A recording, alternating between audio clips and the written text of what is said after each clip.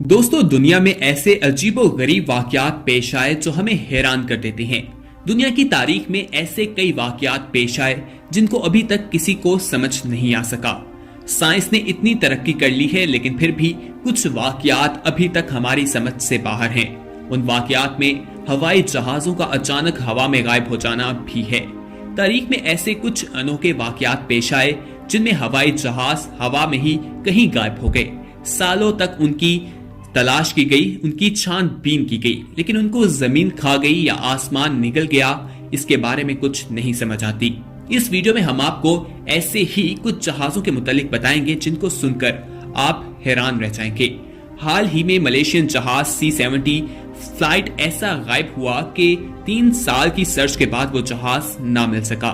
उस जहाज को ढूंढने के लिए तारीख की सबसे महंगी सर्च की गई, जिसमें बैक वक्त 15 मुमालिक शामिल थे, लेकिन कोई ठोस सबूत नहीं मिल सका। यहाँ तक कि किसी भी मुसाफिर की लाश तक का ना पता चल सका। ये एविएशन की तारीख का सबसे हैरानकुन वाकया था।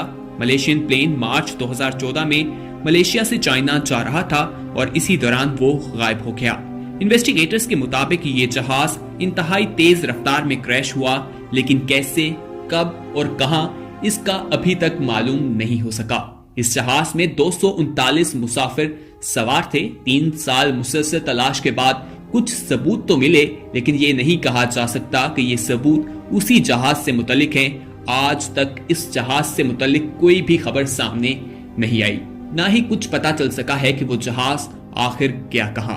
उस जहाज से मिलते जुलते कुछ टुकड़े जरूर मिले, लेकिन यकीन से नहीं कहा जा सकता कि ये जहाज के वही टुकड़े हैं जो जहाज गायब हुआ था। दोस्तों, इसी तरह एक और वाकया भी आपको बताएंगे जिसे सुनकर आप हैरान रह जाएंगे। जहाज की जिसकी कहानी इंतहाई हैरानकुन है। इससे पहले हम आपको ये बता दें कि ये वाकया उस वक्त के अखबारात में रिपोर्ट हुआ था और काफी अरसे तक इस वाकये पर बातचीत होती रही थी, तो इसलिए हम सिर्फ आपको उस वाकये के बारे में बताएंगे जो अखबारात ने रिपोर्ट किया है। इस सारे मामले में आप इंटरनेट पर भी रिसर्च कर सकते हैं और देख सकते हैं कि ये वाकई एक हकीकतन है। दोस्तों, 1992 में एक जहाज, एक चार्टर तैयारा BC-4 वेलाजुना के शहर कैराकस में एक एयरपोर्ट पर उतरा।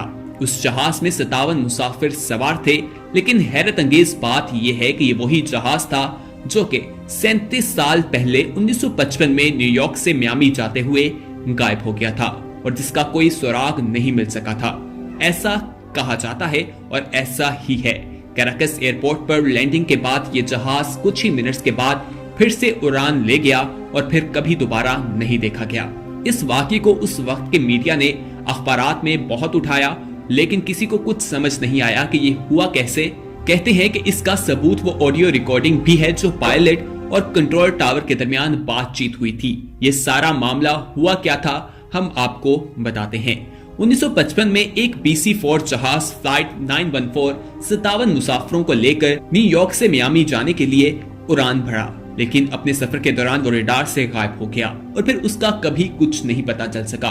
उस जहाज की काफी तलाश की गई, लेकिन 1955 में टेक्नोलॉजी इतनी एडवांस नहीं हुई थी, तो जितना मुमकिन था उस जहाज को ढूंढा गया और फिर ये मान लिया गया कि ये जहाज कहीं गिरकर समुद्र में तबाह हो गया है।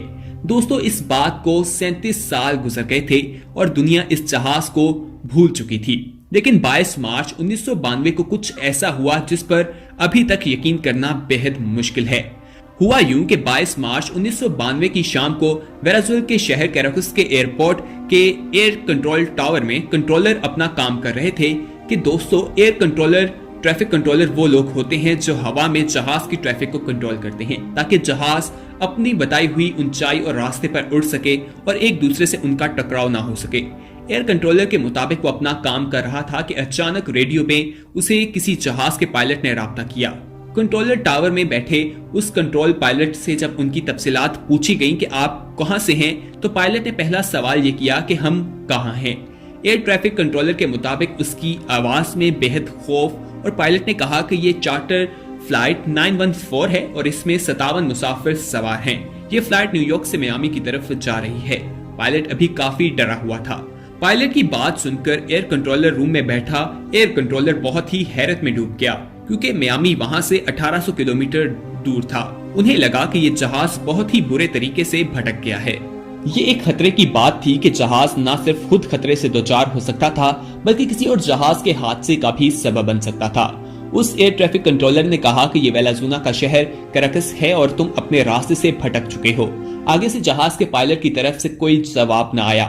کنٹرول روم میں موجود لوگ کافی بے چینی سے اس پائلٹ کا جواب سننے کا انتظار کر رہے تھے۔ تقریباً 5 منٹ کے بعد اس پائلٹ کا جواب آیا کہ کیا میں یہ جہاز اس ایئرپورٹ پر اتار سکتا ہوں۔ ایئرپورٹ کنٹرولر نے اسے اجازت دے دی تاکہ کسی حادثے سے بچا جا سکے۔ رن وے کو فوری طور پر خالی کروایا گیا۔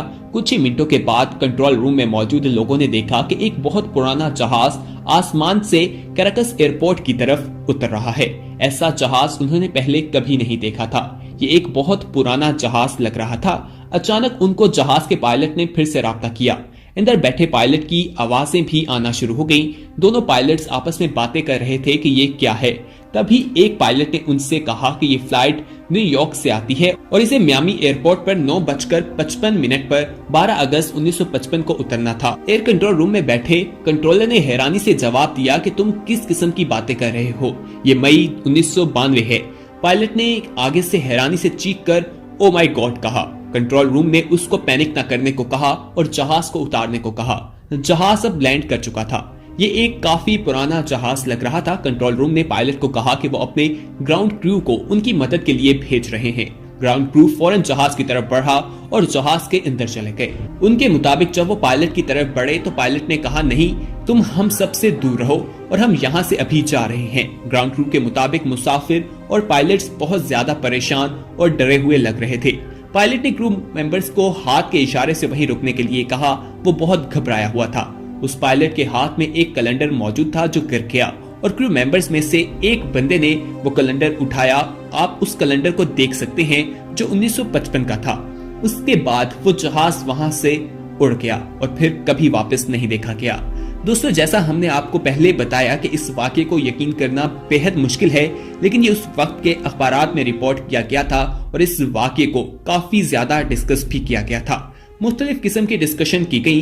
ایئر ٹریفک کنٹرول کے مطابق اس بات کا گواہ وہاں پر موجود لوگ تھے۔ جیسا ہم نے آپ کو پہلے بھی بتایا کہ یہ کتنا سچا واقعہ ہے، اس کا اندازہ اس وقت کے اخبارات سے لگایا جا سکتا ہے۔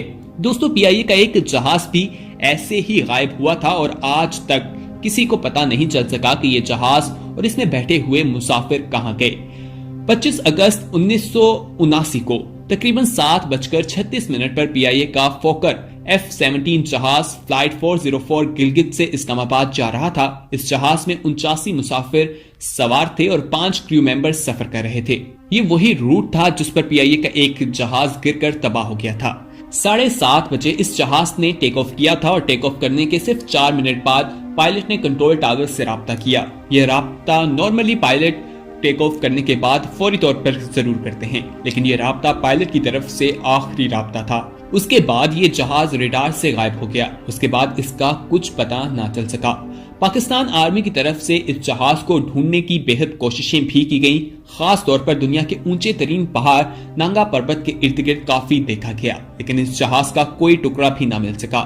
کہا جاتا ہے کہ یہ جہاز ہمالیہ کے اونچے ترین برف پوش پہاڑوں میں گر کر تباہ ہو گیا تھا، لیکن اس کے بارے میں کچھ بھی کہا نہیں جا سکتا۔ دوستو، اس ویڈیو میں ہم نے آپ کو ان جہازوں کے بارے میں بتایا جن کی کہانی سن کر انسان پریشان ہو جاتا ہے کہ آخر وہ جہاز کہاں گئے۔ جو 37 سال بعد ایک جہاز واپس آیا تھا، اس کے بعد وہ دوبارہ وہاں سے اڑ گیا، اس کے بعد اس کو دوبارہ کہیں نہیں دیکھا گیا۔ 37 سال وہ کہاں رہا، یہ بھی ایک بہت اہم سوال ہے، لیکن سائنس اتنی ترقی کرنے کے باوجود بھی اس سوال کا جواب حاصل نہیں کر سکی اور آج تک اس جہاز کے بارے میں کچھ معلوم نہیں ہو سکا اور نہ ہی اس کا کوئی ملبہ مل سکا ہے، نہ ہی کوئی مسافروں کی لاش مل سکی ہے کہ کہا جا سکے کہ جہاز گر کر تباہ ہو گیا ہے۔